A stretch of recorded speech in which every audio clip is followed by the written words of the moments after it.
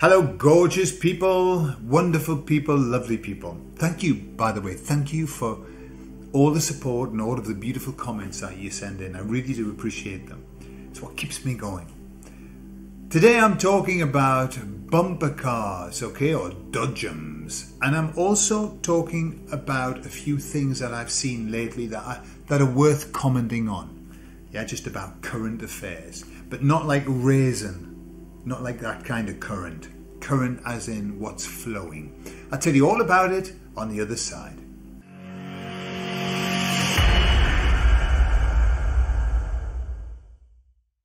So I was given this analogy the other day about where we are. And they said that it's like being at the fairground and riding on the dodgems. This is where we are at the moment. They said we're on the dodgems and we're driving around, bumping into people, crashing, having accidents. Now, I don't know if you remember, but when we were kids, the dodgems, what they would have is just like this circular security belt that you would put around, supposedly, we never did. You put it around yourself and it stopped you from flying out of the car, yeah? But it really wasn't very effective. And many people have had whiplash from dodgems, sore neck when somebody crashes into the back of you, which was usual. However, what I used to do would be I would avoid, in every dodgem car race that's on, there are certain mad people. They're the mad ones, the ones who actually will go, because everyone has to go in a certain direction. Some people would go in the opposite direction, some would spin and go head to head with people and do like head to head, and that could really hurt you.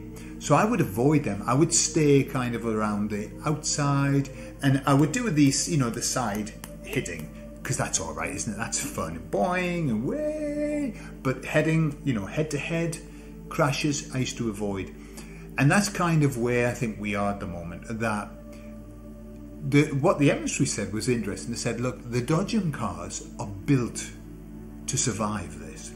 The whole idea of a dodgem car is it's got a big rubber doodah around the outside. That's a professional word, by the way. And so it's, you can't really do a lot of damage, but you can if you go crazy, if you really go crazy. So I think at the moment we shouldn't be going head to head with people. Now's not the time. Why? Because there's a lot of angry people at the moment in both camps. The people who were asleep at the moment are starting to be shook or shaken. Don't know if it's the shook. They're starting to be shaken, and they don't want to wake up. And people and things and situations are starting to wake them up, and they're becoming fucking angry, very, very angry. They are not the people that we want to go head to head with. I mean, I'm learning. Will I ever learn properly? To shut half of my mouth. Sometimes to shut my whole mouth, because remember the expression, don't try and teach pigs to sing.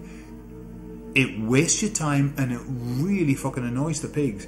But now, remember the pigs, and I don't mean that in a horrible way. I'm not saying that people who are asleep are pigs. It's just an expression, right? Blame Anthony DeMello. But these people are very angry at the same time, and so you're going to make them more angered. So we've just got to, keep the peace a little bit and just hold our tongue, bite our tongue. Right? There's no point. What I have discovered is this: for the people who don't want to hear what you've got to say, it doesn't matter how clever you are, it doesn't matter how much wonderful argument you've got, how it's backed up with anything. They don't give a shit. They can't hear it. They don't want to hear it. You're wasting your time. They're getting angry. You're getting angry. It's just the biggest waste of time ever. So we've just got to learn to shut the fuck up. Yeah? That's what I've got to learn anyway. But I am pretty good at it, but every now and again, no. Every now and again, no. Somebody just sticks the finger in this open wound that I've got, I don't know. injustice, I think, a wound of this is not just. And sometimes they'll stick their finger there and I dance. They pull my tail and their little monkey dances. But hey, that isn't very often, and we're forgiven for it. We're only human after all. Good line from the song there. So I want to talk about some things that I've seen lately that I thought were very interesting. So just this morning when I was out walking the dogs, I saw a kind of review of a meeting that had happened in the European Union. There are some European members of Parliament who are fighting tooth and nail to bring out into the open the plan that was the COVID situation, and they're from Hungary, from I think the Czech Republic, from all of the countries that saw communism being installed, dictatorship, all of that. And so they saw what was happening. They've seen it. It was very fresh for them. Unlike, for example, Germany, where we're talking like 100 years ago now or more, the Germans were taken in because even though they'd seen that happen, it was too long ago. But these other countries, the Eastern Bloc countries, they saw it. It was like, oh, we've just seen this shit before. Like, 1 decade ago or 2 decades ago, we've seen now, or 3 decades, whatever. But in their lifetime. And so they got together with all of the renowned scientists, like Malone, Malone who's done, you've got to take your hat off to these people. These people have sacrificed their life. They're giving up their life. They're having to travel around the world to do these talks. I think it's spectacular, the work that they're doing. So they were saying what they'd done, and they're going to do another one, and they're going to, they want everybody's help to contact their members of Parliament to make sure that the WHO isn't able to implement what it wants to implement next year and stuff like that. So it struck me as, that there's such a lot being done in so many areas. So many areas, there are so many people working on this. We're not alone. So somebody said that in the chat, I think, that there are pockets of awakened people, pockets of sleeping people, and the pockets of awakened people are getting bigger and bigger and bigger, and the pockets of sleeping people are getting smaller and smaller. But remember one thing, as the pockets of sleeping people get smaller, what's going to happen is the people that are going to be left are going to be extremely, extremely sold on the idea of what they believe in. It's the stalwarts that are going to be left. It's going to be the people who are the extremists that are going to be left in there. So remember that as the goodly people leave that group, they're going to leave behind the mad people. All right, so it will get worse when the conversations we have and what we hear and what we have to listen to will get worse. It'll become more extreme. Okay, because the nice people are leaving them. Something that I saw just again today, which is hilarious, and what does it mean? I have no idea. I don't know what it means. But in the coronation, so the camera's on the doorway of the coronation. I don't know whether Charles was coming in or going out. I have no idea. I haven't watched any of the coronation, as you might imagine. But the Grim Reaper walks past the door with his scythe and his hood on. The Grim Reaper. Right. So let's just look at this logically. All right. This is the place where the coronation was happening. The security in that place must have been at maximum. I mean, maximum security, especially in light of the fact that there are lots of people who aren't very happy about that. So how did the Grim Reaper get to be there and walk past the door? He didn't come in, fortunately. He just walked past. Who was he? I mean, a man with a suit on, with a fancy dress. How did he get there? Did he have a role? It's the Grim. Are they going to do a show later on, another diabolic show to the devil and all of that, and have the Grim Reaper? Maybe that's why. Maybe he was just running to the toilet. I'll just quickly have a wee before I start chopping off heads. I don't know. But it just, this world in which we live is the most bizarre place ever. It's bizarre. I mean, I don't know what was more bizarre. The fact that Sausage Fingers was being coronated, or that the Grim Reaper was there. I don't know. Then I saw something else, and it was a little while ago.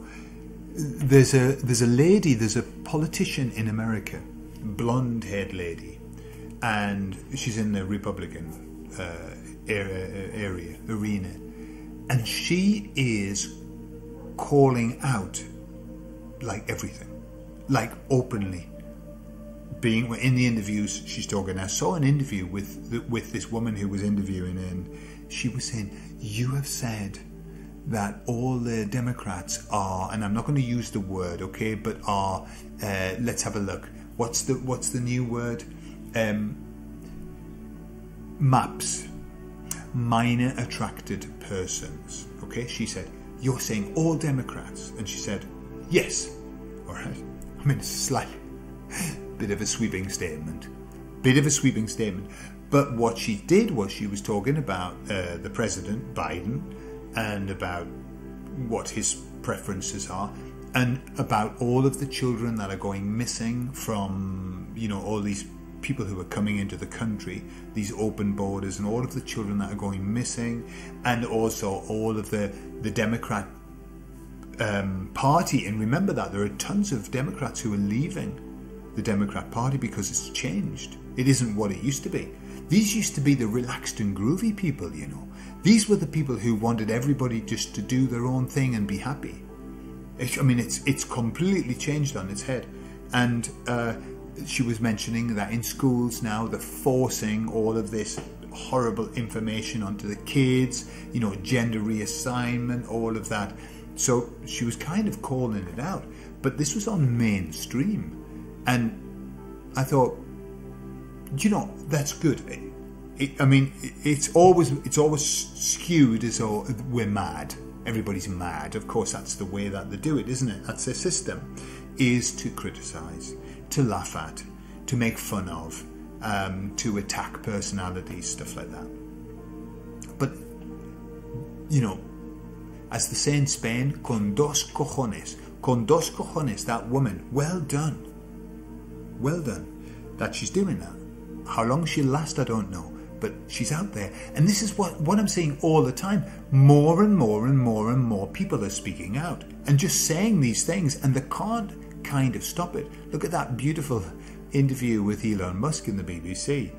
I mean, that was the most damning interview that the BBC's had, and they've aired it, and they didn't take it down, which is strange as well, isn't it? Nothing makes sense these days. And then, just to finish, Pam Gregory. I do like Pam. She's my kind of person. She's very positive. She's been positive since the beginning. She's got very knowledgeable in what she says, but she always puts a positive spin on it. And I think that's lovely. So thank you very much, Pam. You won't see this, but I'm thanking you anyway. But again, she's talking about what's happening right now. Remember, we've already moved into a tremendous phase of revelation, but there are lots of other things happening. And I was listening to her, and she was just saying that we're in a place where more and more and more will be revealed. Well, that's not strange, is it? The emissaries have been saying we're moving into the time of revelation. They said that this year was the year of revelation. So everything kind of fits in, not just with what we see and what the emissaries say, but what the stars are saying too. We're in a really, really fascinating time. As somebody said on the chat, we are very lucky to be alive here, and I believe that we are very lucky, even though at times it doesn't feel that great. It doesn't feel that great when you look up and this is something for me, that you look up and the skies are filled with stuff, and you just think, man, please beam me up, Scotty. I missed out on the spaceships are going to take me up. I didn't go for that one. But hey, if it were true, I'd be happy. I'd get the first ticket. Let me go up. Let's have a breather. Give me like 6 months out. where we're on a spaceship and you can tell me all about what the reality is, what's real about the reality, and then I'll go back down again. But just let me know that everything's all right. However, there's no spaceship that's going to take me up at the moment that I'm aware of, and so I'm going to be here, just like all of us. We're going to be here doing the do and just keep going on, yeah? However, everything is where it should be. Everything is in the right place. Everything's beautiful. I love you all. I'll see you all later. Bye.